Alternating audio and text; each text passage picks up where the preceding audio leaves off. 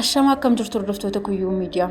Haala yeroo ammaa Oromiyaan keessa jirtu wal qabatee oduu ammee tokko isin biraan keenya hamma dhuma qophii keenyaatti nu faana turaa isiniin jalna. Mootummaan naannoo Oromiyaa finxaaleeyyii shanee naannoo Oromiyaa keessa maqaa uummata Oromootiin hidhatanii deebisanii uummata Oromoo irratti cunqursaa fi duguuggaa sanyii gaggeessaa jiran irratti tarkaanfii walirraa hin cinne fudhachaa jira.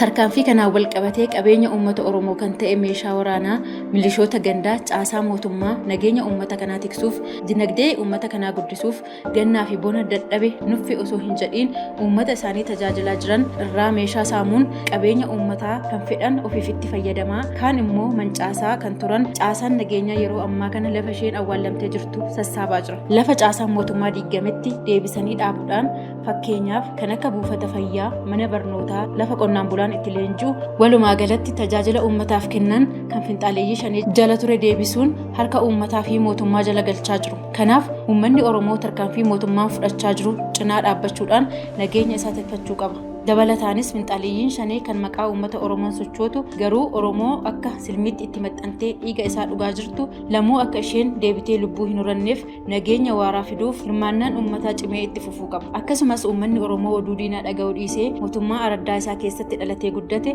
akka sirni gadaa eeyyamutti biyya bulchaa jiru Dr. Abiyyi cinaa dhaabbachuun haamilee ta'uufii qabaan dhaamsa keenya guyyaa har'aati. Waan nu dhaggeeffattaniif guddaa galatoomaa isiniin jechaa Kuyyuu Miidiyaa hordofuu hin dagatinaa. Horaa bulaa.